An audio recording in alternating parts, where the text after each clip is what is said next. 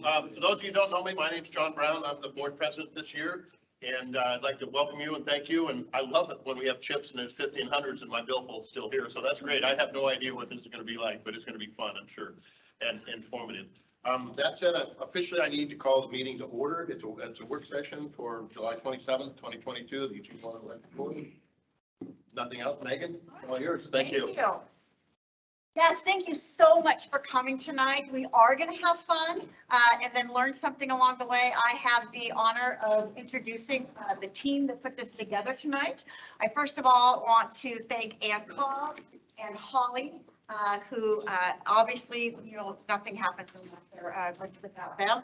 And then the designer here, we have John Hart, who is the designer of the game, and Ben, who supported him, Ben Ulrich from the power planning team. And then you all have somebody at each of your tables from the power planning team or a part of the power planning team. You have Aaron Bush, Marcianas Rosales. You have, Ben, you're at that one, right? That's it. You have Aaron Orlowski from communication, and then Tim Poblin from Power Risk. So it's all you, Ben. So welcome everybody. So we can go to the timeline slide here. So today there's a bit of a lag on the computer, but today we've been meeting with the board periodically to kind of engage on key topics in this IRP. And so today you can kind of see that highlighted. We're doing the portfolio game. And just in April, we talked to the board about customer load characteristics. And then we had some small group meetings in June. And so tonight we were thinking this would be a more informal process to engage with the IRP. So if you want to go to the next slide. So right now we are in the strategic plan mid-game, where we're building the foundational pieces that will facilitate future flexibility. A lot of F's there, sorry. Part of the mid-game strategy is the development of an integrated resource plan. An integrated resource plan serves as a roadmap to guide the decisions for how the utility will meet our energy needs in the next 2 decades and identifies action items that we can take in the next few years. The 2022 IRP is the first in an iterative process where EWEB will begin looking at our future energy supply options and will adjust our assumptions and analysis over time as the industry is changing rapidly. For this 2022 foundational IRP, we want to better understand how much power we could need in the future, when those needs will happen, and start analyzing what resources might be a best fit for EWEB. Part of that is working to define best fit in quantitative and qualitative analysis. And so today, by playing the portfolio game, we hope that as a group, we can start exploring this concept of best fit in a more fun and interactive way. So let's go to the next slide. On the left side of this chart, there's the energy output from our existing resources on an average megawatt basis. So you can see the 2022 there, where we have about 375 megawatts of average resources. And the main components of that are block and slice at the bottom, and then EWEB hydro, EWEB owned hydros in that blue area, and then wind resources and then thermal at the top, which is IP and Seneca. But as you can see, there's a slow decline in those resources as our contracts expire, and then of course a big decline in 2028 when the BPA contract comes to an end. And so in the game today, your teams will fill in the energy resource gap with your team's ideal mix of new resources. Just like our current portfolio, you'll need to consider energy fit, carbon, and costs as you go about building your portfolios. So with that, I'll pass it on to John, who's going to kick off the game.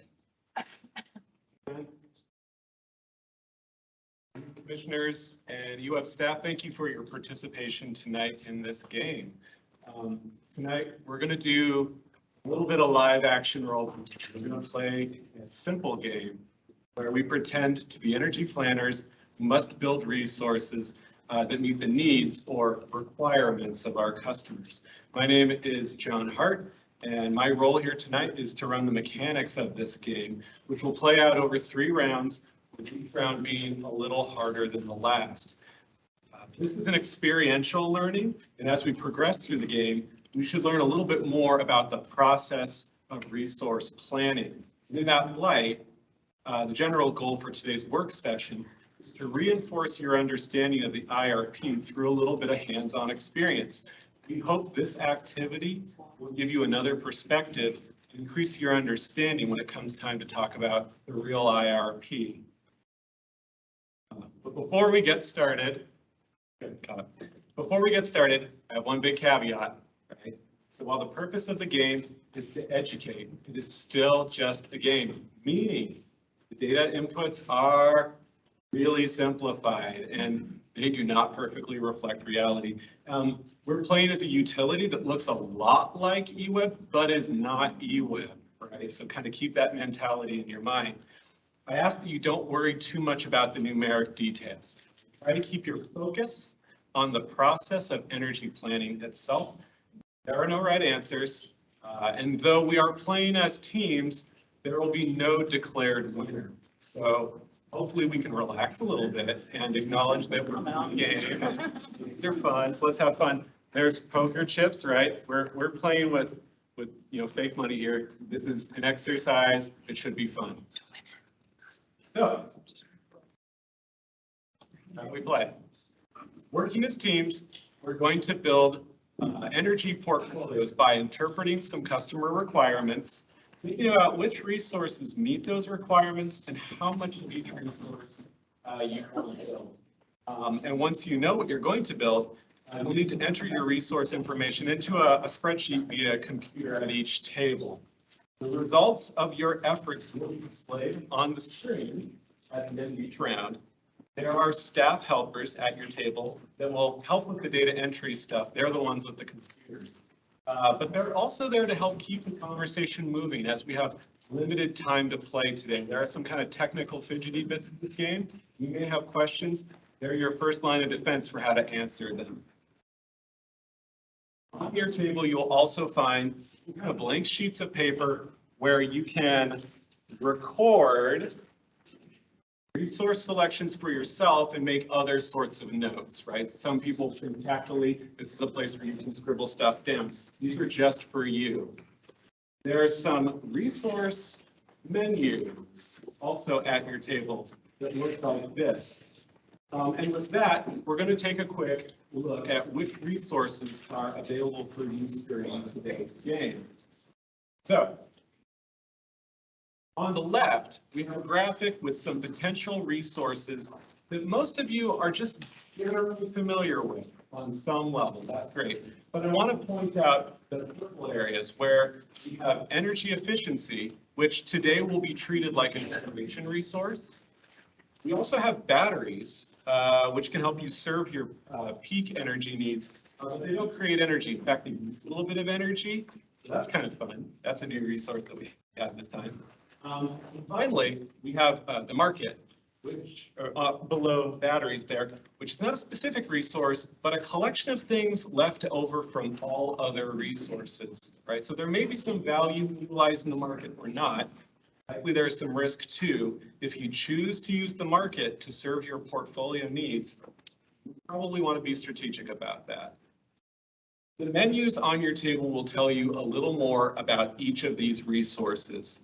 On the right of the screen, I've included an example resource menu block that shows you the type of information that you'll see in each resource. If you have questions about the menus, just ask the helpers at your tables. And just a final thought before we take this off.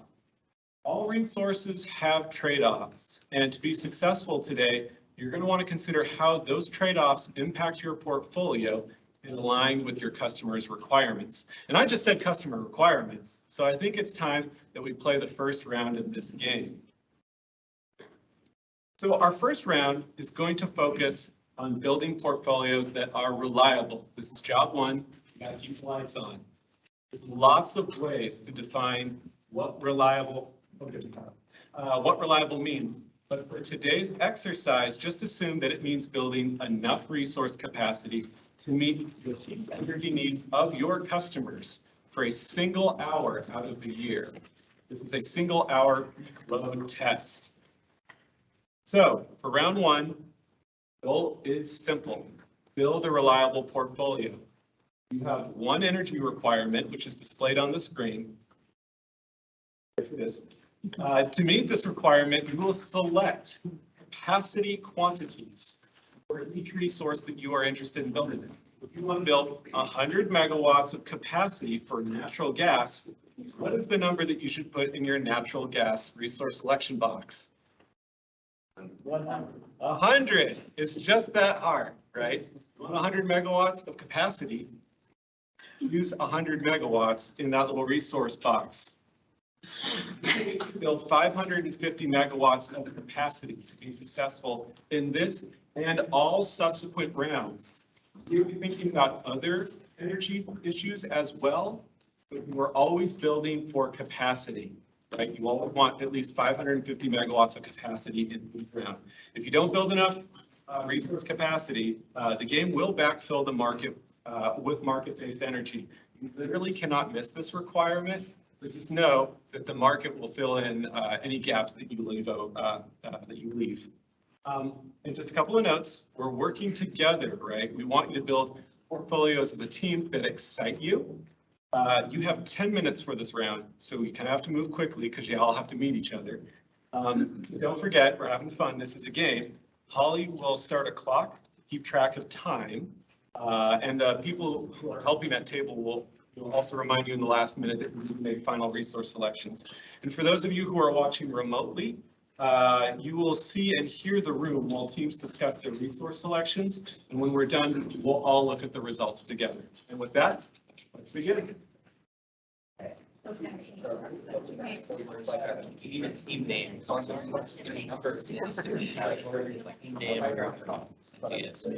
have the average. What excites me? We're already getting under.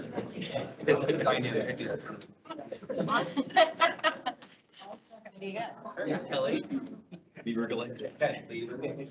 So I'll show you what I got going on here. So What I did in our. If we don't need it this round, we'll wait. Here's how we want to do it. So I don't know if we want to just walk down and talk exactly just reliability. So what do you guys want to do? What do you want to do as a team? First. About feedback. Feedback. Okay, so that would be hyphen. That's our C-A-K. feedback. Yeah. That's my code contribution that I've done. Now retired. That's what we have to do. Feedback. I do. Just feedback. Right, and you can choose what a mix of resources excites you. This round is very have fun. See kind of what comes the other round. Hard not to start with hydro because we're like. Oh, I thought you said it's close to like. Good ideas, like, so it's hard not to start. Out here. So this. Have to pick average and energy factor. And when I pick megawatts. Energy factor.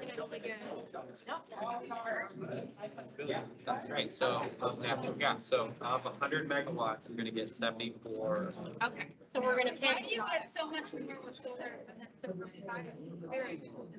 That will be an interesting thing after round one, but. Humongous solar farm. As we can check our sheet here. Again, you'll see that large energy factor.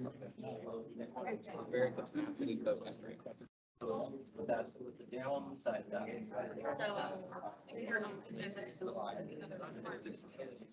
We gotta get a 550.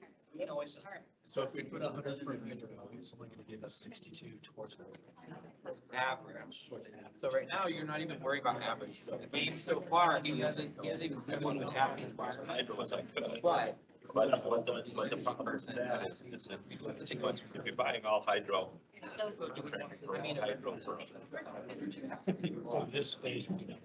I wouldn't sweat it, but it can lead to interesting things. It could lead to an interesting outcome. Yeah. So for example, if you build 500 megawatts of solar, it's a surprising result.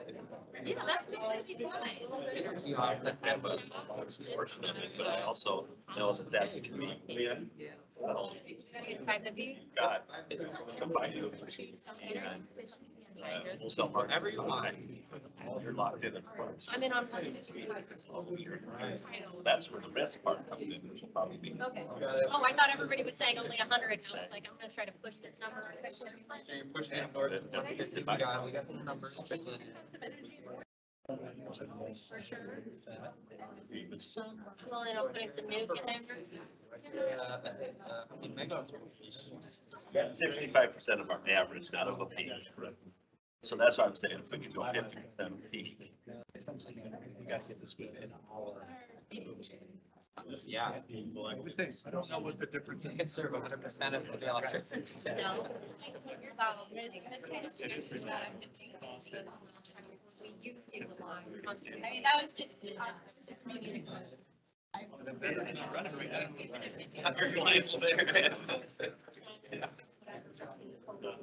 Oh, this is not considering.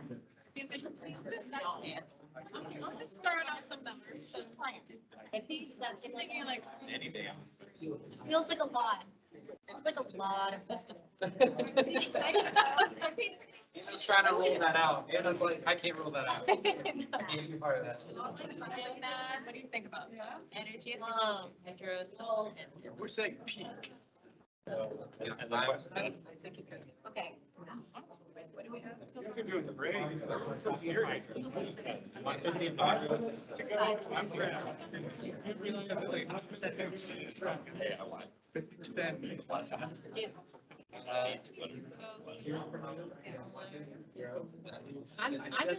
I like that 98% number, and technology is changing. I like it as well, but. We're not. Cited. 10, you can cite. I'm from Washington. biomass. Have to pretend to accept that we can't. Wanted to go 35, right? Oh, yeah, it's great.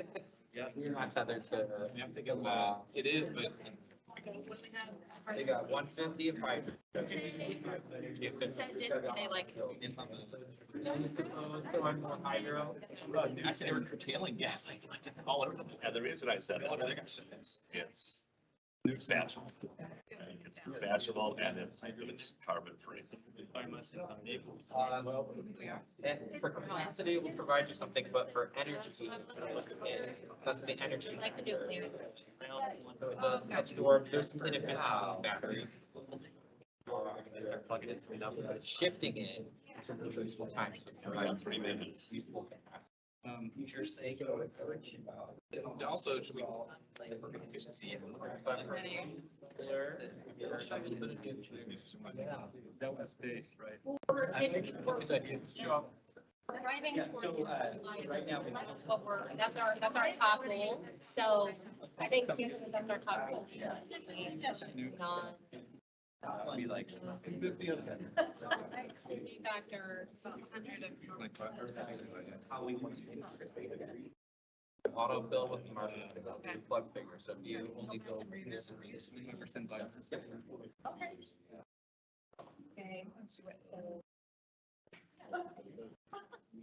Look at you, Travis. You're. I'm not hearing any numbers on, so nuclear, do we have consensus on nuclear? 50. One bid, I've got one bid for 0. What about solar? What about solar? Do we told anything on that? Concentrate The on only it. part that's bothering me is that. I'm sorry. 75. Well, we're not. But I think it's. Reduce the hydro and put 200. Maybe we do up our hydro to 250 so we can get ourselves a bit closer. We've got. So we've got 250 left that we can allocate. To test. 25 minutes. Efficiency. I was thinking. He said nuclear is so expensive, so wind, what? I'm thinking that's awfully high. And that's awful. For our. 25? Wind and solar. Yeah. 50? I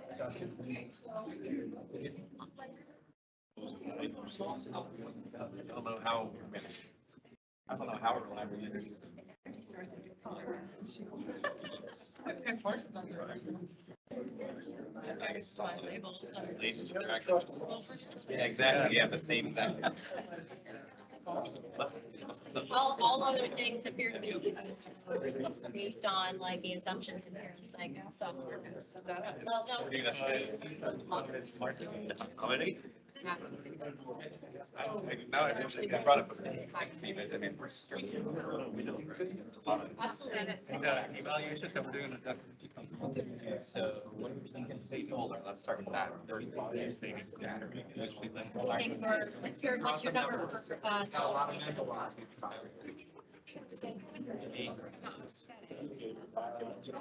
Lost our time. We have 0 battery, but I think we're saying we want to really have some battery. Different versions, obviously not. Put 20 there. 100 solar, 50. 34 seconds, so we should get in those final answers. Serious. Just build in. Solar, 50 on battery. Oh, you've already submitted. Mars still 50 to You're exposed to the market. Based on the initial rounds, you're kind of leaning on the market. EWEB's saying, hey, we need the market. I was with I'm not judging. That's time. Really are. You got 50 more. Our attention's back up. Okay, so Diverse by 4. let's see how our portfolio. Yeah, no, I'm just like, no love for biomass. Reliance on the market. I don't do that.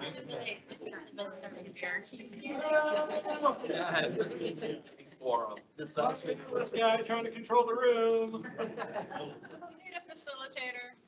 Yes. So, hey, let's see how our portfolios did during round 1. We're gonna not do that.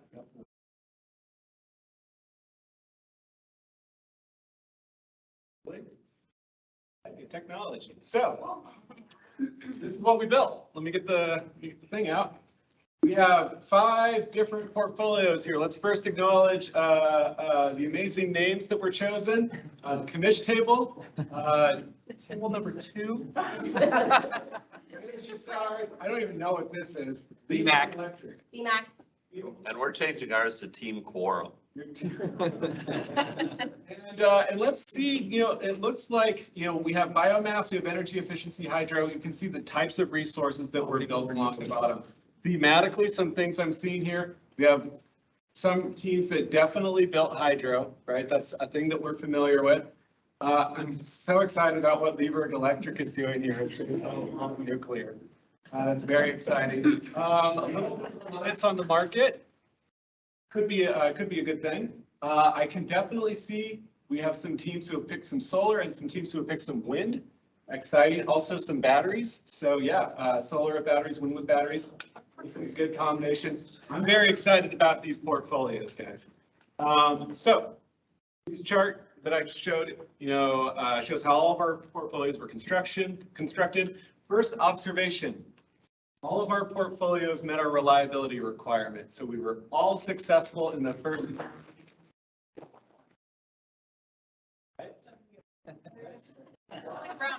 Not all portfolios are the same. In fact, we appear to have some real variety in outcomes here. So proving, once again, there's no one single way to meet all of our requirements. Our portfolios didn't just meet our capacity needs, though. They did some other stuff too that I didn't tell you about. This next chart here, unhide through the sophisticated moving of the opaque box, shows how much energy each portfolio created. And I just realized I should probably just refresh because it's a slightly complicated spreadsheet. The numbers don't look like they're changing, so maybe those are the real ones. Okay, so again, a lot of variety here. You'll notice this solid yellow line here. That's around 275 average megawatts. In this game, that's how much energy our customers use on an average annual basis. So anything above that line is considered surplus to your portfolio's need. In this game, that energy gets sold back to the market, but generally at less than what it costs to build. Right? A couple of our portfolios seem to have made a lot of extra energy. How about all of them?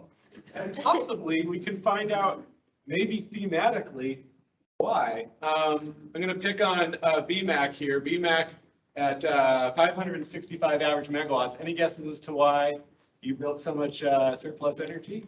Solar and wind, baby. Built a lot of solar and wind, 100%, right? So if we're trying to meet our capacity needs, remember we're building to meet our capacities, but we're using a variable resource like solar or wind where we don't have a lot of direct control, we will be building a lot of that in order to meet, you know, that 1 hour winter peak that we've been talking about.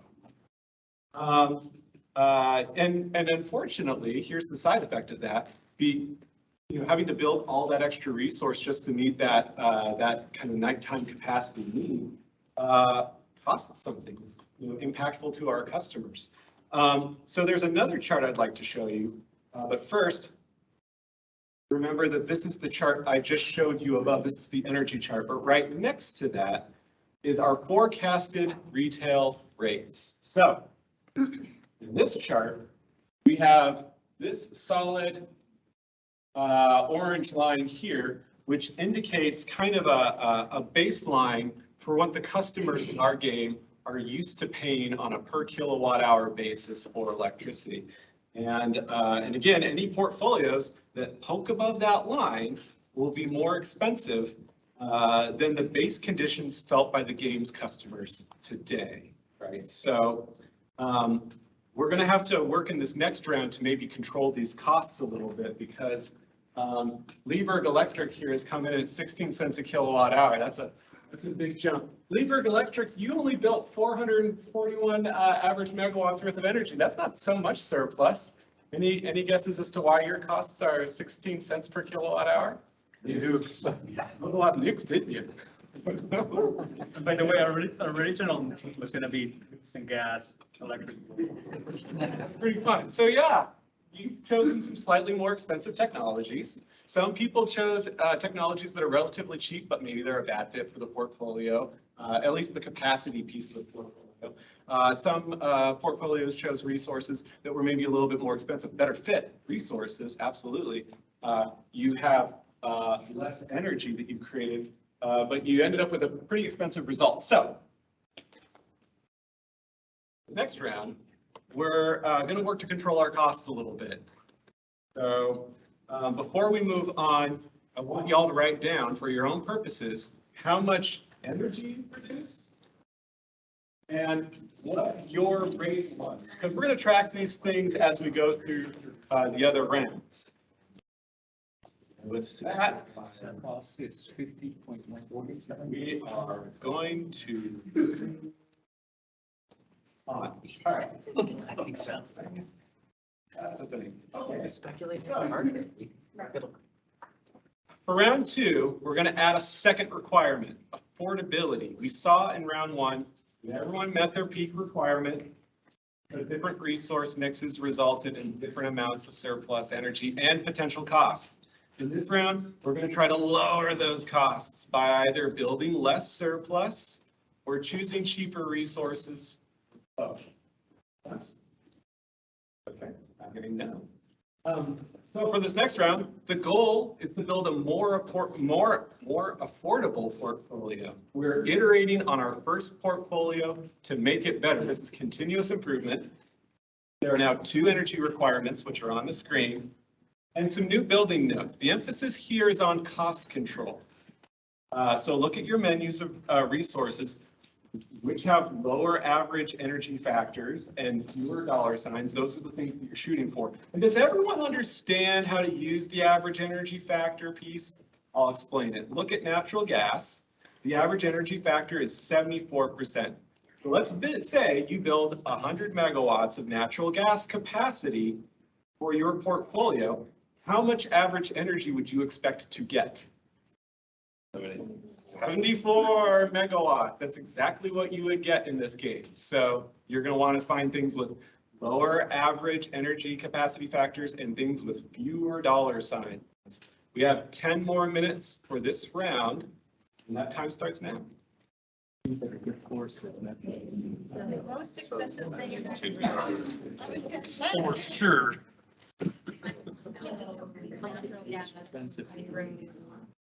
So we want to reduce the budget. It's not that we should rely more heavily on one. So you don't have so sure. Does that incorporate your energy requirement? You're definitely taking on some of this, but. Yeah, what I mean. Yes. I was gonna say, if it Okay, that's true. was for less than I don't factor for How much? cost of I guess it depends on what we're trying to do. factor in Because, 50 cents. right. But, you know, electrification. Oh, we went high 75. Meaning, we're adding. It was based on reliability.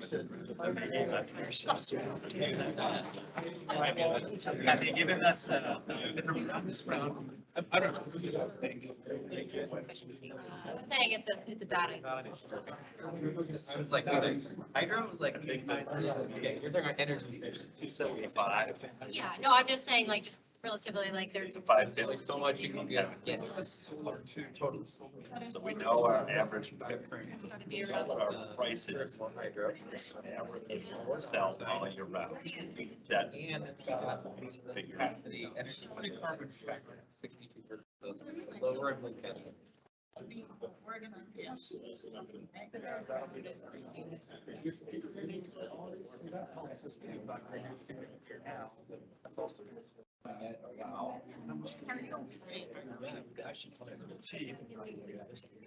To bring it. On the hydro start, so. We can always throw it in and just see, but. I'm getting too close. Sometimes it's fun to just see. Well, yeah, I think that's like, I've got a ton of energy efficiency.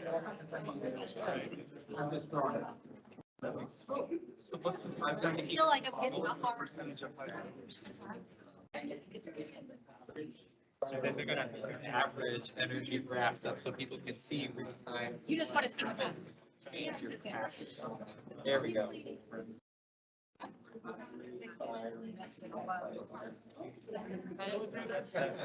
I think we've had it charts, we should be able to see now.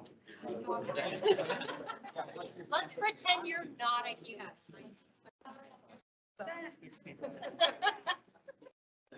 You're at the right table. Okay, so I've got our graph folder now. We can see our average energy that our portfolio is putting out. So we're trying to hit 275. Yeah. We're filling the market. Plug the gap. But once we did that accuracy defenses, even. You're just trying to get a waste. Lower it. I want to bump that up this year. Round. Did somebody want any other? we put in there. Oh, cool. Oh, there we go. Yes. That does try. That's right. Gas there. What do you think you think of that? Gonna say, 125 per average. what if we keep biomass where it's at? There we go. I'm like leaving some on there because you're not. Average is only 2075. And, you know, this whole, John's been explaining what it's all about. And selling it to more. In our. Cheaper market. That has to. Based on the rules of the game, it's gonna have a cost. Let's try. It's the same price. What Anna's saying is if you overbuild the phone, loser. It's 60, okay, so for 250. Philosophically consistent. If the game's gonna keep market, but we can have the market. What I will say, there's a range in here. Yes, yes. F9, and we create some randomness. That's 65 degrees bad. So the results are it's gonna be probabilistic as to what That's big. it is that we're coming from. I wouldn't say it's probabilistic, but in the sense of variability is used for lead on the market.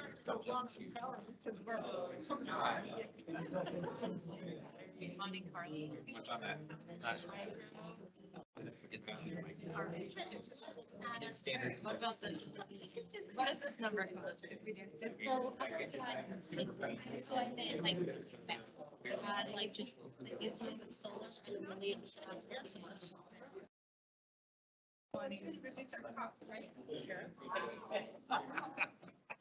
There's that. Oh, yeah, wind, yeah. Platters. About 20. Should reflect, 550. Ma'am, sorry. Battery says you said.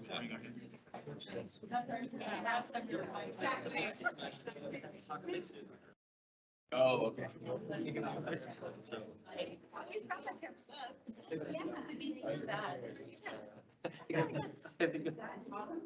Okay, so.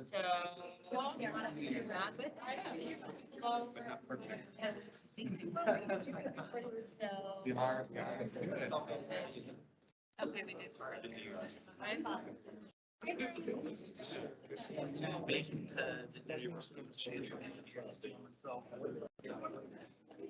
Yeah. Oh, you worked in here. But to your point, Jeremy's point, like, we had relatively low cost hydro and natural gas and a balance of factors as well.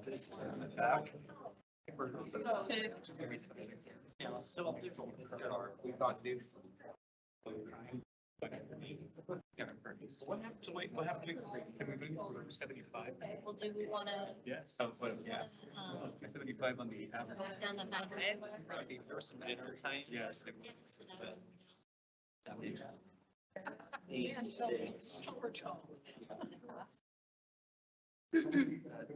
So maybe We like that. 300 hydro and 150. Oh, they're in the. It's like a supermarket. We need to add some. That's pretty good. Oh, 150 natural gas. That means, so we're meeting the I'm criteria. looking at what I'm trying to, the average negative, yeah. True, my battery's gonna be really Really big. difficult. Batteries. We just take that 300 and then go. Just above 50. Game your I'm fine with this. right? Like natural gas. In theory. I think we have a little. We could play with that. We could say, what happens if it exhaust twice?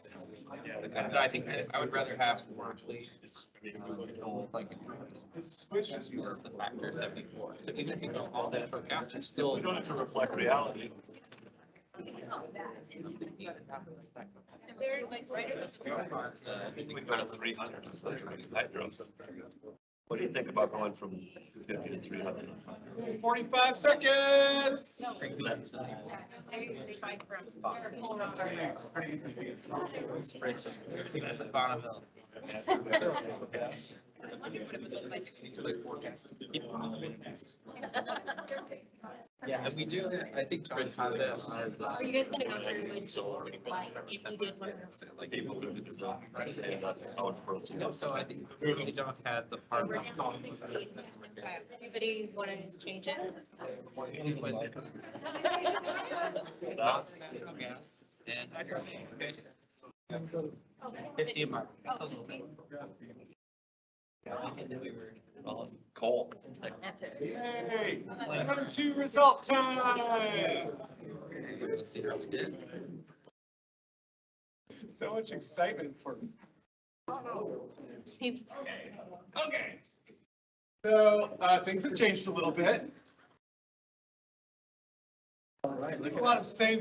You guys learn fast. Okay, so looking at first peak capacity, everyone has still successfully become reliable. Hooray. We had a change at 10 seconds before the clock went, so I think our 448 is. Judges, will you accept it? There we go. If we're on starting blocks early, we would. Go with. Yeah, we're good. So, everybody is still meeting their 550 megawatts of capacity requirements, so we are still reliable. That's great. Don, I see some market up there, I think. Some It great. does look like Team Now Forum is leaning into the market. Those are our commissioners. This is very exciting. And then looking over here at the energy side of things, a lot less surplus going on. Energy Stars is still poking up a little bit with their surplus. You know, it looks like they've built a pretty, you know, fairly sized amount of wind capacity. And maybe that's responsible for that. But, you know, otherwise, people are really reining it in. Liebherr Electric is really, you know, dialed it really in nicely within my compliance for length. So thank you for doing that. Makes my job really easy. Let's take a look at what happened down here in cost land. Costs are more controlled now. Liebherr Electric is still the outlier, but they really brought it down. Good job on the second Quality, we bring a good product. Electrons are second. Electrons are better. But look at table number 2. Table number 2 is practically down below 10 cents. That's got to mean something. Single digit land. That's amazing. What did team number 2 build here? Oh, they built a lot of hydro. Okay. Who was able to get their surplus energy down in this round? Let's see a show of hands. Everybody got their surplus energy down this round? All right. Who all was able to get their costs down in this round? Everybody? Yeah, we did a little bit. A little bit. That was the purpose of this round, was to get your costs under control. You made different resource decisions, right? You kept your reliability thing intact. And you got your costs down. That's great. Congratulations on round number 2, everybody. I have a couple more charts to show you though. Your portfolios weren't just reliable and they didn't just create energy, but they also had some impact on the environment. And so the next couple of charts are really going to focus on the environmental impact of our portfolios. This first chart here shows how much CO2 was produced by each portfolio compared to a historical baseline year of 75,000 metric tons per year. If your team column is above that line, you are now producing more carbon than the current baseline that your customers experience. And you'll likely need to build more carbon-free resources in the next round. So I'm looking at you, Liebherr Electric. So you have like friends over here in BMAC. Hold the A's at BMAC. So that's a lot. The chart over on the right-hand side shows renewable resources that you've generated relative to the state's renewable portfolio standard requirement. If you haven't met your RPS target, which is these clever little dots that move, we'll talk about that in a second, you will need to build more renewable resources in the next round. And with that, we are going to move on. Please write down your energy costs, your energy numbers, right? Your average energy production, that's the number. Your cost values, and whether you were above or below that RPS baseline. Yes. What does it say on our yes? Yeah. Don't stand. Okay, we are back to the five. Yes, we just write over, okay. So, Eat these coins pretty soon. for this, We were We were under, we didn't have enough. Didn't have as many. For round three, the goal is to build, oh, sorry, my notes. Okay, so round three, the final round, we're going to be adding constraints for carbon emissions and renewable generation. We already talked about this, but I have a special note here for RPS. You need 20% of your portfolio to be served by green renewable resources. Plus, 80% of your portfolio, hydro. Above 80%, the more hydro you build, the less other renewable resources you need, and you can buy those down to 0 if you can build enough hydro. Looking at your resource sheets, you'll notice that each resource either does or does not have carbon emissions and does or does not help meet renewable portfolio standards. So make sure that you're looking at those, Lincoln, or not Lincoln Electric. By the way, reducing carbon can also reduce your portfolio costs in this game. Carbon costs $60 a metric ton, which is not insignificant. So for round three, we want you to build your best portfolio, right? We have some requirements that we've already talked about, and just for fun, I'm adding a couple of more. Your portfolio can have no more than 400 megawatts worth of hydro. So all y'all that got addicted to hydro, it's a scarce resource that may over time go away in some capacity. So you're going to have to deal with some of that constraint here today. Also, you can have no more than 25 megawatts worth of energy efficiency capacity. This rule is officially called the Janine Parisi rule because she once tried to build too much energy efficiency. No more than 25 megawatts, Janine. So this round is going to be a little bit harder, so we're going to give you a little bit more time. You have 15 minutes to get everything dialed in. Holly, set the timer and let's get going. Okay, help me understand the United States. Your result.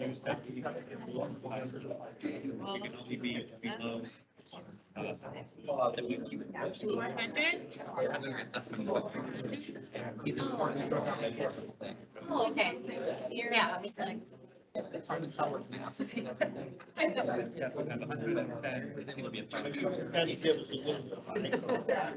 Okay, so who's this not a business? Okay, good. We got a great starting. Gas,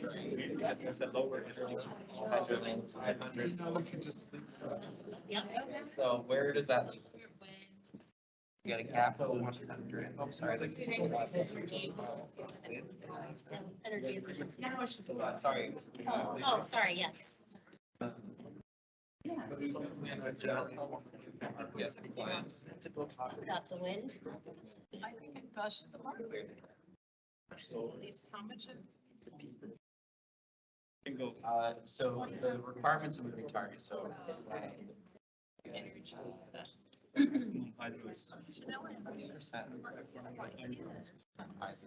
With. We really be talking about nuclear over this one. Like for your.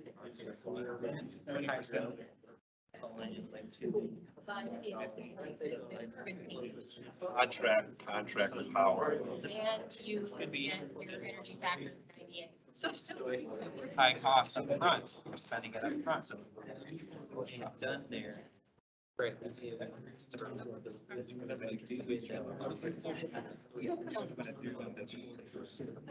So as we go through that. 20% are Minimize. So then we're not accidentally.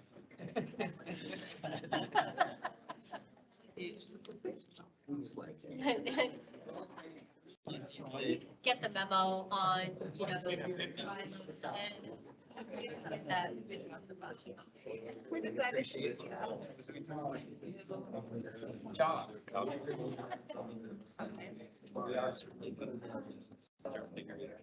Yeah, so when I look at the grapes right there, it looks like there's were Up in the middle.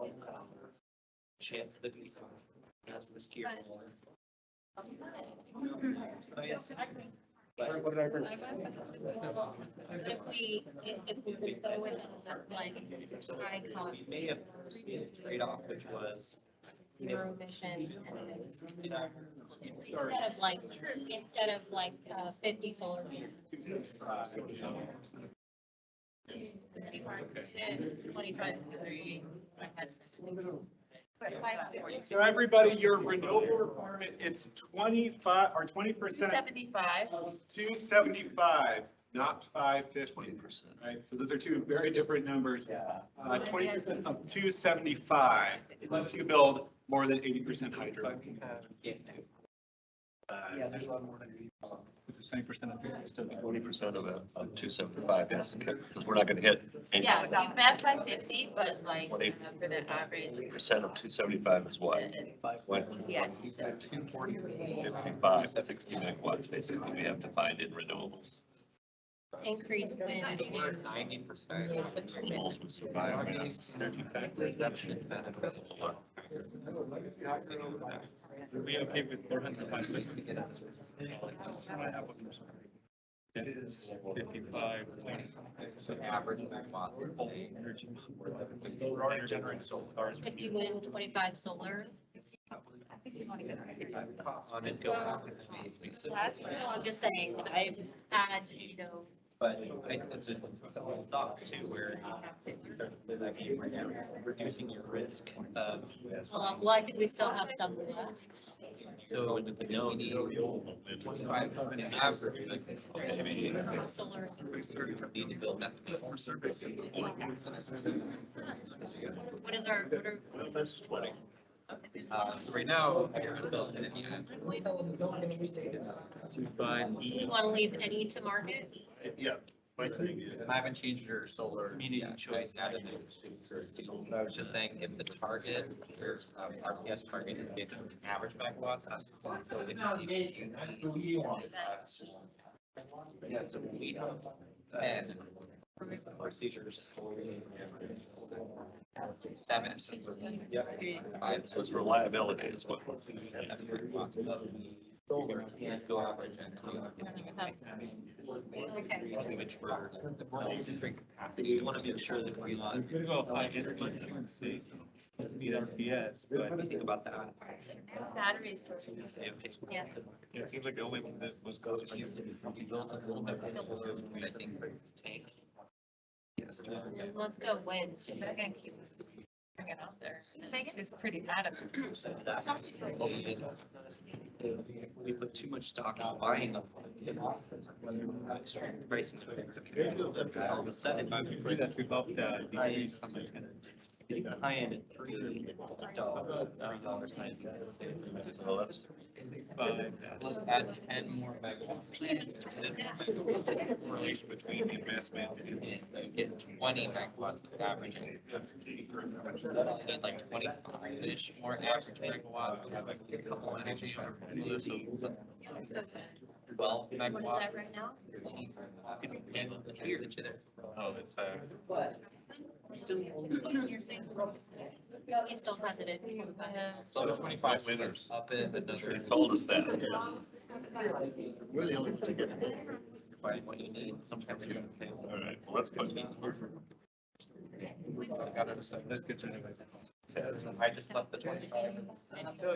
Probably average. It's done in stages, so it's not all just decided on this next one.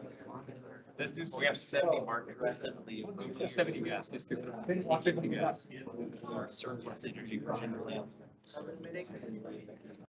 Market's interesting because it's between 1 and 3. We started to clip that down. Times. A bunch of times. Does that not count? We do lock in some of that, between we know. And so. That over time, our yes, we get closer in and closer, we have a better feel for them. Energy. So why not? Because we've got 247 hydro and 81. Hydro. Solar. So Because wind is showing at 81 average megawatts. That's where we have 50 and 75. twice as much as we do. Real world. Actually, that's interesting. Better than. 66%. Is there how it would make kind market? Compared to the 200. I understand that the RMC meets once a month on a vote center. How far are we planning out? What years? Yeah, so that's a great question. Future periods don't change with the All cheap increases. Except we did 20. I think we ought to. Really, or I don't think So that's what you consider in. Thinking of maybe percentage of this. 35, take market down to 50. That's pretty cool. Thoughts on that? Yeah, so what you're doing is you're Set time using market. What percent? Thinking like. Is Well, I'm Cost. it's our cost a lot. Your but- volatility, because we're not really. We've got a little more. We have Probably your reliability. We're at 270 Market. average. So my thinking is that because we have like elsewhere aside from where you invest. So what happens? That's why it's like. RPS. So if it's cold, everywhere. And you're reducing your exposure to market. Plan. That's gonna be, it's. Plan. Safety, safety. 55, yeah, so.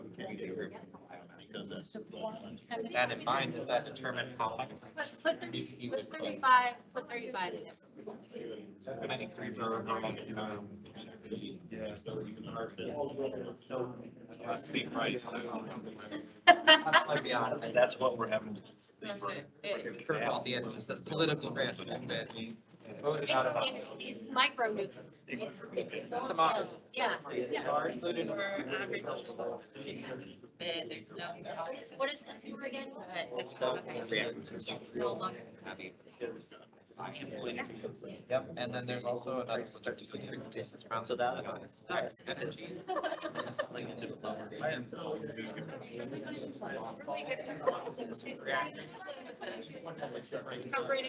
Around us, see.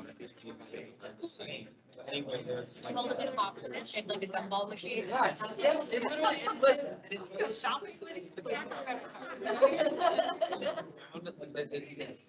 so funny, but like there's even sun the ball makes it like shelves the game that's like sort of we talk about activity. I don't know. It was all above my head. But it got pretty twisted.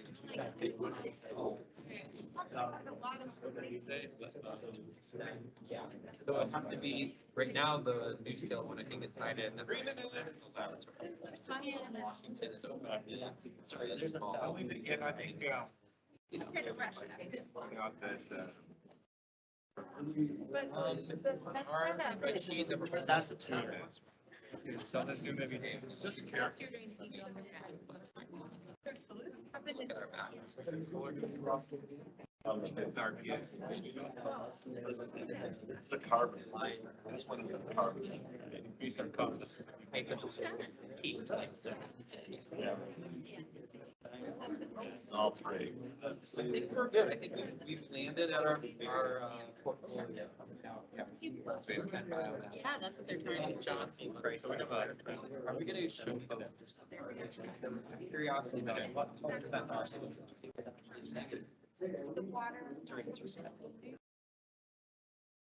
Noodling. We're ready. No, we're ready.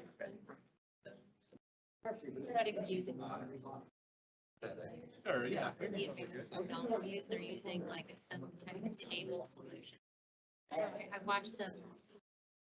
Fascinating.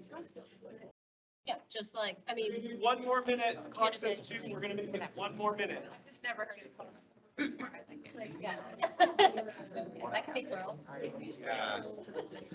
That shot is specific. But you gotta have.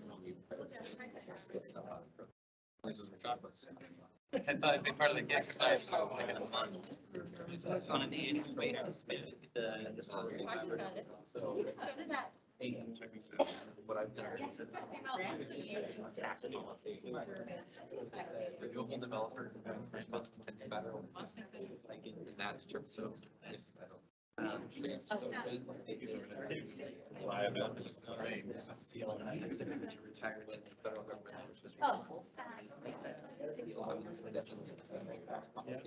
Resources to use.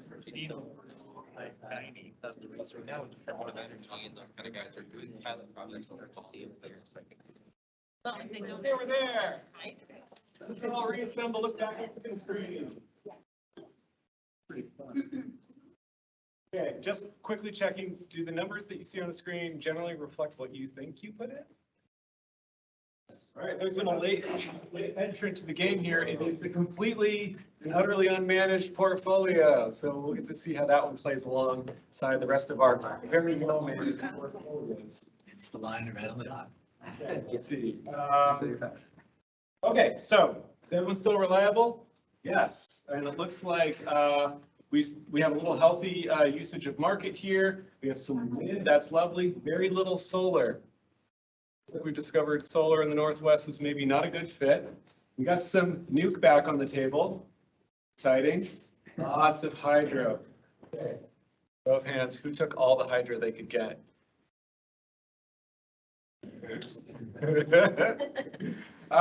Hey, some biomass. Is this biomass or natural gas? Biomass. All right. And some energy efficiency. All right. Very similar looking portfolios, some variance, but kind of exciting overall that we're kind of landing in the same place and with things that are kind of thematically familiar to EWEB, right? We're very familiar with hydro, all the joys and pains that come with owning hydro. We are familiar with wind. There's still some battery in here. Energy stars are trying to stand out and be revolutionary here. I like it. And we are kind of familiar with being exposed to the market on some level, generally on the other side of the equation, but it's a thing that exists. Okay, so farther out, we kind of talked about how portfolios were constructed. If we look at the amount of energy, everybody kind of came in about the same amount of energy, which is a little shocking, especially given that energy stars kind of diverged from everybody else. Liebherr Electric too, still kept your thermal in there. Unmanaged portfolio, it got exactly what it needed. It went exactly to the market and bought one for one all the things that it needed. Very efficient, just trading with the commodities market. It's a lot of work for those traders, but they can nail it right on the dot. Let's look at rate impacts. Everybody's kind of ending in the same place, right? So we have pretty equal amount of energy that is being produced, and we know that we're producing roughly with the same types of resources. And would you be surprised to see that our rates are generally kind of the same as well? There's still quite a bit of variance here. This team here, Energy Stars, they took some riskier bets and their portfolio costs a little bit more. Final word. Who's the final word? I like that you guys keep changing. Really nice. 3 rounds, the commissioners have changed their names 3 times. I love it. So this is really nice. This is a nice low number. I really like how these things are coming together. Let's take a look and see what happened with our emissions and environmental impacts. Oh, this is where the market really falls on its face, right? It's got a lot of carbon. We don't know where all those resources are coming from. Remember, it's the place where all the other things go when they're surplus to your need. Everyone is looking to get rid of their surplus thermal assets. Liebherr Electric, oh, you didn't get under the line, but you got a lot closer to the line. I think you were like 500 and something before, and you're getting much closer. Liebherr Electric, just to remind ourselves, still held on to some of their natural gas capacity. So maybe with a little less natural gas capacity, or maybe less market exposure, you might find yourself kind of in line on the carbon goal. And hey, everybody met their RPS goals except unmanaged portfolio here. Really good at dialing in the exact amount of energy. That's pretty much as good as you can get from the market. Their market's not going to help you serve your RPS. It's going to have carbon associated with it. Some things that the market can do well, not everything. This last chart, does anybody have any questions about these charts, by the way? Just right now? Because I'm going to show you one more, maybe like a little bit of a stretch. So this last chart, I'm going to explain while I push this little button that says generate scenarios. That's working now. So now that I've done that, my computer will not. Great. So this last chart shows us or illustrates a little bit about a different aspect of our portfolios. Two forms of cost risk, or two forms of cost. We have the total cost of our portfolio, but something I'm going to call portfolio cost risk. When I say portfolio cost risk, what I mean is generally the amount that we can expect our costs to vary in a given year, right? The more risk, the greater the variability in your portfolio costs, or ultimately the costs to your customers. In a year, it might move around a little bit. And too much of that is kind of a thing that we don't want to have. We want to kind of control that a little bit. If we map these two metrics, I wonder if we can learn anything else about these portfolios that we've constructed. So this is a scatter chart, which shows where each portfolio performed in terms of total portfolio cost on the vertical axis and portfolio cost risk on the horizontal axis. So I clicked a little button and it generated 100 different little scenarios with our portfolios in mind. And this is how all of our portfolios fared. So if we take a look, we see that there are some portfolios, like cluster. Does this show up? That's terrible. There's a cluster of portfolios here around the, let's call it $140 to $150 million per year. And these portfolios are probably largely very similar, mostly hydro-based, a little bit of wind. Does this sound familiar for your portfolio and how it fits in here? Right? We have Energy Stars. They took some riskier bets, right? They bought more biomass, they bought some batteries, and overall their portfolio is more expensive on a total annual basis. This out of the way. We can also see along the x-axis here, one standard deviation annual portfolio costs, right? So how much your portfolio might swing around in terms of cost. And we can see here that the portfolio costs for these are pretty low, right? So in terms of how much they might move, because we didn't build a lot of surplus energy in these portfolios, and they're not relying too much on the market. There's something here, one standard deviation, they're going to move a couple of $1 million. Two standard deviations, I think it's more likely to happen, move more than that for sure. But that's pretty controlled. Energy Stars is both more expensive, also a little bit further to the right here in terms of this risk element. So when we think about building these portfolios, again, we want to think about not only the total cost, but how those costs might change over time. A portfolio that is completely unmanaged and is subject to market risk has a lot of risk associated with it. On average, it looks like it's about $150 million. Remember, it's got a lot of carbon in that portfolio, and that's going to make it a little bit more expensive. And it has a one standard deviation portfolio cost movement of roughly $26 million. Two standard deviations, $50 million.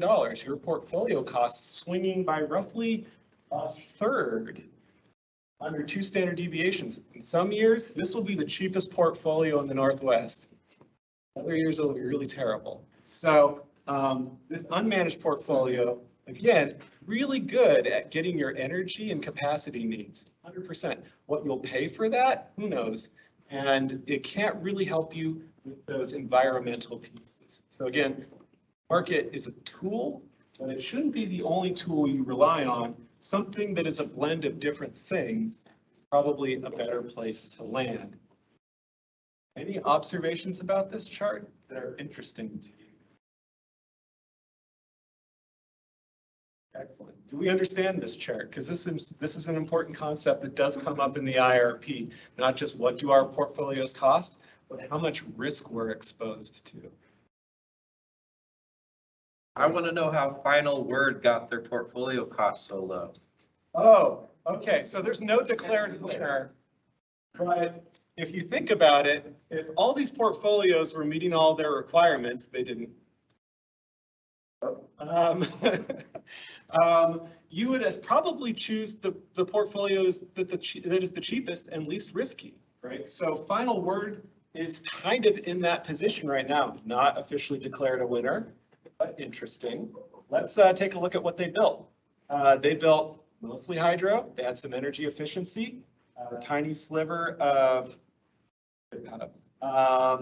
biomass. They used the market for what it was worth. It worked for them, which is interesting. Is that going to work in reality? I don't know. That's kind of the thing we're figuring out with the real IRP. Again, what is the best mix of these resources and how long you want to be in a market where energy and capacity prices are likely to change in the future. And with that, we are going to talk as a group. We have 20 more minutes and it's discussion time. So if I were to go back to PowerPoint slide, this is the slide that says, let's discuss. I have a question. Yes. So why the constraint of 25 average megawatts of energy efficiency if it includes demand management? So that's a good question. And there were a lot of things about this game that were really just like, we needed to fix something and so the game worked mechanically, and that was kind of a mechanical choice that we made. But in reality, when we think about energy efficiency as a resource, there's probably energy efficiency that is cost effective and can be reached to, and there's probably a tranche of energy efficiency that is more expensive and will be less likely to be selected. The same is true for demand response. So both demand response and energy efficiency have finite quantities in our community that we can go after. Do you think, is that 25 like a random number, or do you think that just kind of like the 400 for hydro or was it targeted towards, it's going to be somewhere in this general vicinity? I'm just curious. It's in the right order of magnitude, but it's not, it's just for the game. It's game mechanics. Definitely simplify the number, but the magnitude is in the right ballpark. The other thing about both of those is over time, there's a significant diminishing return on your cost. So there may be things that you can do in the first few years that are cheap and efficient and gets you a certain place. But if you're doing an IRP over a 20 or 30-year window, that the cost of that will change dramatically as the building stock and opportunities change. So it's not a straight line in the case of well, and all these resources actually, but those in particular. So this is a key observation. Okay, so this is a key observation to come out of like this sort of exercise here, is that this is different than the IRP and the real world, and that this is a static kind of window in time, and that over time, which is how we kind of have to think when we do the IRP, our opportunities are going to change, regulations and policies will change, and as we build resources, we'll find that the value or efficacy of those resources diminishes. So we kind of have to think with a broader time horizon in this kind of snapshot that we worked on here. I see that there's a question that should. A question from Commissioner McCray for the key. So I have a question here from Commissioner McCray. Could not join us tonight. When you calculate the final cost of the electricity, does that incorporate the cost of carbon as a part of the price, or is that just kept on as a separate carbon ledger? In this game, Commissioner McCray, carbon is included in the total cost of the portfolio. So yes, that is in there as well. Any other observations? I'm now looking at the commissioners who so adroitly changed their names so as to make it hard to find them. How did that feel, right? And anything about that game that you found interesting?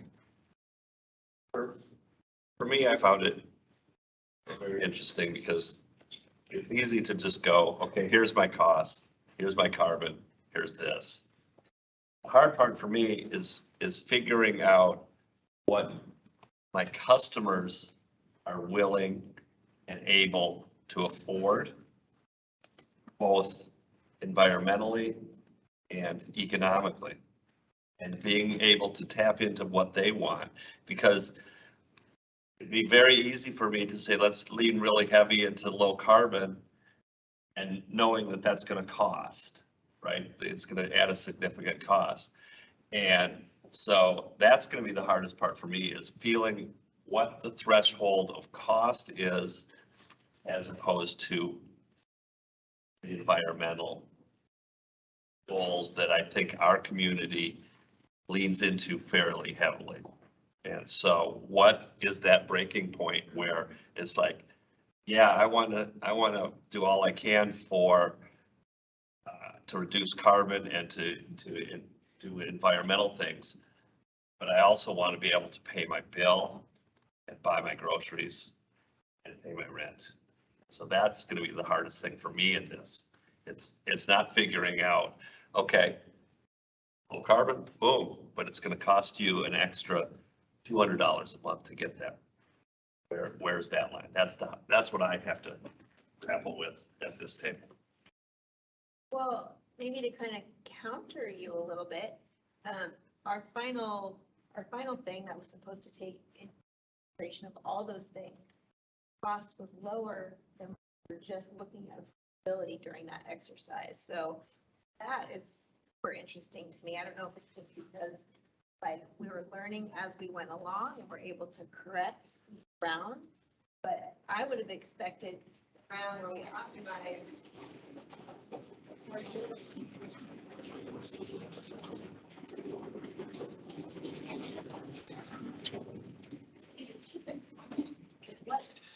So I think the idea that we really have to,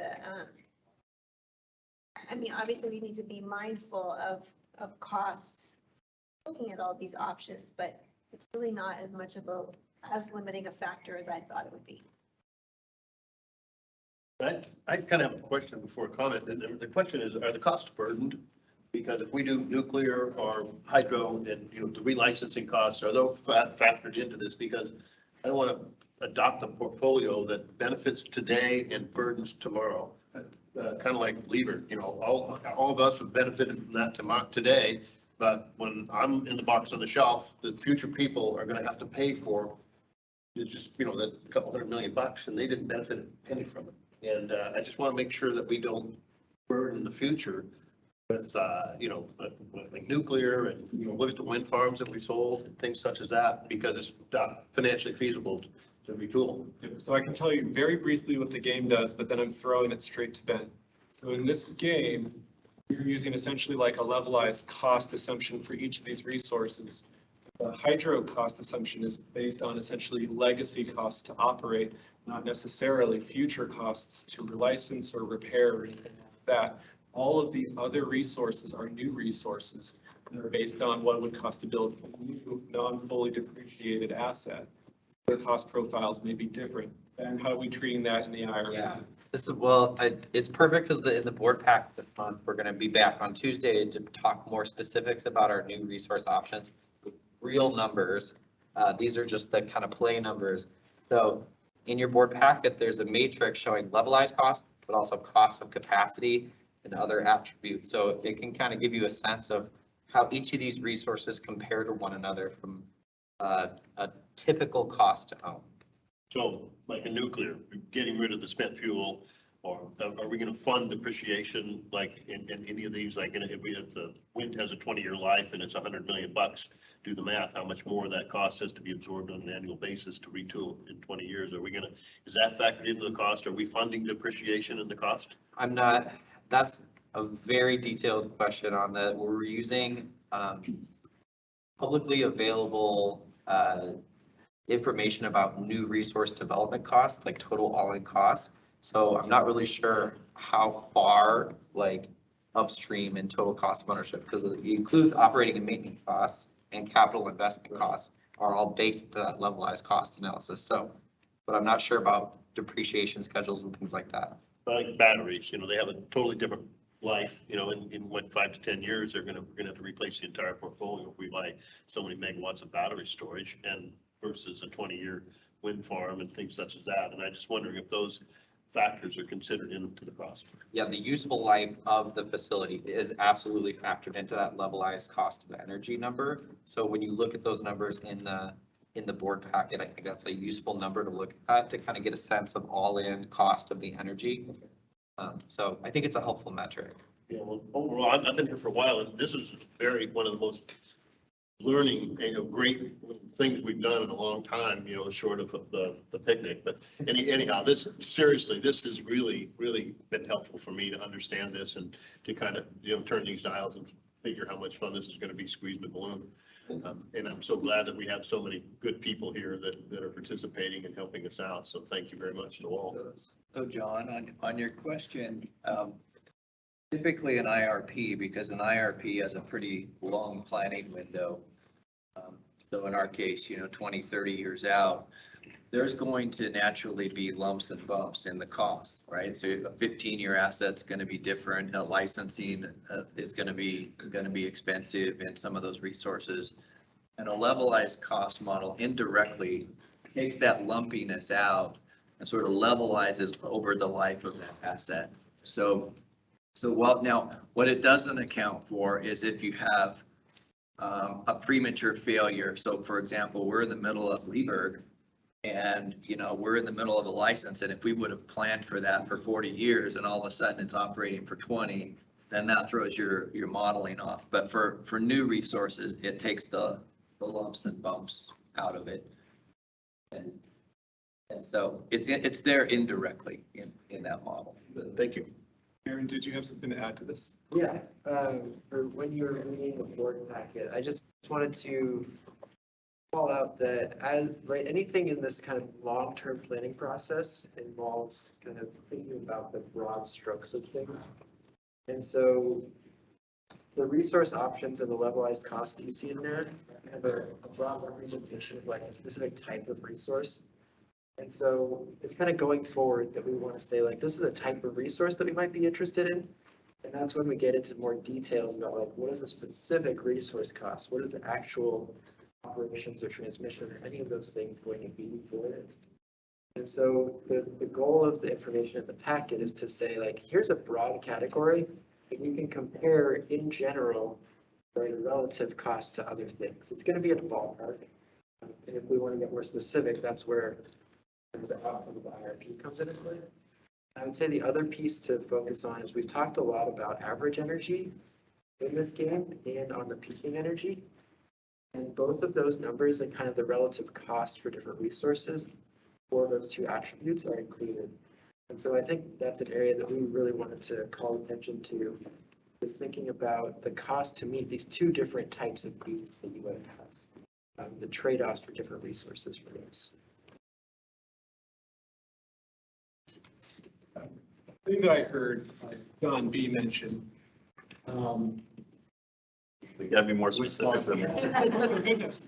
2.0. Commissioner Borowski mentioned is around interpreting essentially customer affordability and stuff like that. And so that is understanding and interpreting your requirements, right? So here in this game, we gave you requirements that were easy to know.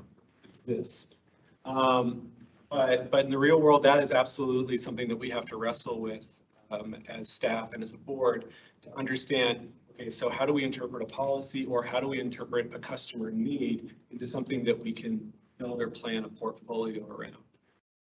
And there have been many comments on kind of like simplifying assumptions that, we made in the game and like the broad strokes that we're working with.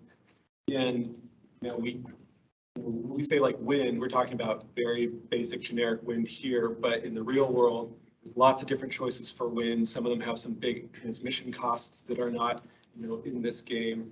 So making sure that we're bringing to you the right number of resources to reasonably build from and in the right level of granularity, not hyper granular, but not way too vague. That's the balance we're trying to strike in this next conversation with you. And John, we did in our most recent survey, and this would be something that we would want to continue over time, because again, even customer attitudes change, right, over time as well. We did ask relative to the IRP what at least our survey respondents what they would prioritize, whether it's cost stability and risk, whether it's price, whether it's environmental attributes. We ask them to rank those. And so we're going through that and digesting that, and that'll be something we'll share with the board in September when that's teed up. But there's some interesting aspects to the feedback we got relative to the IRP and those priorities. So, to try to help with it, how are my customers feeling about this? Where does affordability fit versus some of these other things? We want to be able to be knowledgeable on that and continue to be knowledgeable. And the thing about a lot of this is that it is very dynamic. When we talk about marginal cost, the challenge of this industry, because we are so asset intensive, marginal costs can be very small. So it doesn't take much cost at all to generate another megawatt, right up to the point until you have to build a new plant. And then all of a sudden your cost can be very incremental and nice, easy to manage marginally up until this point when you need a bunch of capacity. And then it goes from, oh, it's real easy. That's what makes it hard to price and incentivize things like energy efficiency. The cost of an incremental amount of electrons is pretty small up till the point when you have to build a new plant. And then it becomes incredibly expensive. And so we're trying to levelize that. We're trying to model that over a number of years. When you think about these capacities, they're seasonal. Well, different resources react differently during different times of the year. So there's just, I'm looking at Ben and I just know that at Harrison, these guys are just like cranking things in their models, because what we're trying to do is pull that back into something that is forecastable and simple and things that we can start to take action on. And also, eventually, we'll have this draft this year that will go out to the public. We intentionally want to have a public comment period. Hey, here's what our board is directing us and guiding us on. Here's what some of our data is telling us. What do you think as the public, so that we can iterate the process? Lots of trade-offs. I've got one more question. Are we looking backwards as well? Find out in the past IRPs and where we missed the boat big? I mean, obviously, one of them that we couldn't have foreseen was the drop in natural gas prices, right? If you were 10 years ago, if you had said natural gas prices are gonna plummet, we wouldn't have seen that. So, I mean, are we looking backwards as well to see where we may have missed the boat before, so that we don't miss that same boat again? Yeah, I think we will as part of the decision process and guidance process. The IRP modeling itself tends to be forward-looking. Now, what we do to help compensate for that is to run sensitivities and to take a look and see what happens to a portfolio if gas prices go down, or if they go up by some percent or standard deviation, or however you want to use it. So we can run sensitivities. You're absolutely right. I think a portfolio strategy that we as an organization had in the mid 2000s range would have been much different if we would have known what would have happened to the natural gas prices and its effect on the wholesale market, because we were long. So you think about how long we are, not we, you all are in this. Imagine if your length, the prices were cut in half, and what that would do to the effect of your retail prices then. And that's what happened. We were significantly long. We were buying plants and parts of wind farms and all kinds of things because the market was strong. The more we bought, the more we could sold, the more money we could make. We could offset retail rates. It was great, right up till the wholesale market had a significant shift. We want to avoid that going forward. We want to be able to model sensitivities and understand risk a little bit. I'll just add to that. The models back then were not very sophisticated. They're much more sophisticated now. They're based more on probability. Now they're based on scenarios and sensitivities, and we just have much better tools that we did back then. The other big piece of this, then I hate to throw on this complexity fire here, more fuel. One of the areas that we have to really understand as well is the impact of transmission.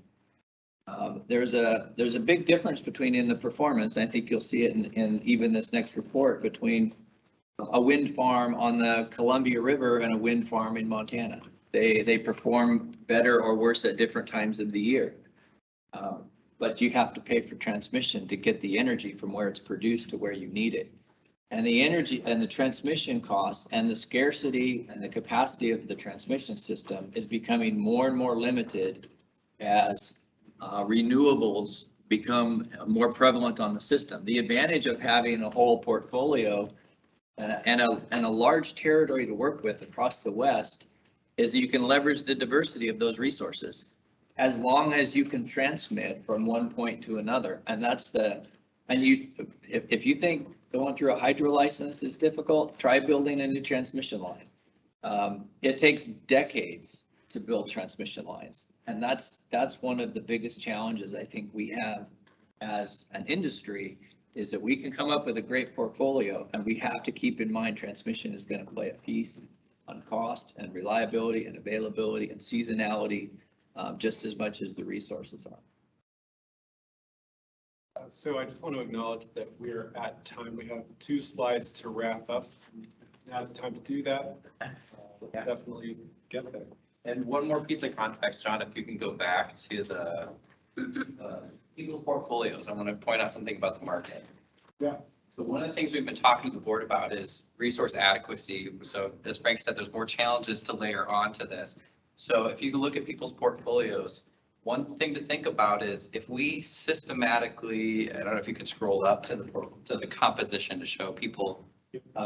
So if we lean on the market to meet our capacity numbers, and every other utility in the Pacific Northwest does the same exact thing, then we run the risk of not having adequacy in the Northwest. And so one of the other things we're trying to make sure is that EWEB has enough power to meet our needs so that we are not reliant on a market, and we're trying to participate in regional programs so that everyone raises the bar, so that as a network, we are not all looking to the market during that big cold front, and keeping our grid stable. So when you look at Texas and places like that, that's a way that the Northwest is working to try and improve reliability and adequacy. So anyway, just wanted to point that out. Okay, so we can go back to bringing this home to the IRP. So modeling is complex, right? Electricity supply planning is complex. Excuse me, sorry. We hope everyone had fun today and you found this useful. Just like Settlers of Catan or other complex board games, there's a lot of rules. There's a lot of constraints, but that really impacts your strategy when you play the game. And as John mentioned earlier, we made simplifications to this game to make it easier to play. And our modeling work is actually somewhat similar, where we're trying to simplify the real world so that we can form a strategy. And we're using a software called Aurora to do our modeling work, which does simulations looking at the electricity supply and demand in different scenarios. And it helps us analyze different realities. It has hundreds of variables, lots of assumptions and inputs, but that added complexity will help us mimic the real world challenges of electricity supply planning. So the IRP document will summarize the findings of our modeling work and analysis, and we plan to publish a first draft by the end of this year. So go to the next slide. And then this timeline slide just reminds us of when that process is. So at the board meeting next week, we're going to be presenting about resource characteristics. So we're going to be talking in more detail about these new resource options, providing more cost statistics, and hopefully shedding more light, kind of stepping one step beyond the game and getting into some real numbers and trying to wrestle with that. And then in November, we'll be back to share our portfolio alternatives, some of our modeling results. And then in December, we're going to be trying to publish the first draft of the IRP, which will then kick off this public engagement process where people can read it and start having real conversations about the options that are in front of us and the potential action plans that we can take. With that, we're done.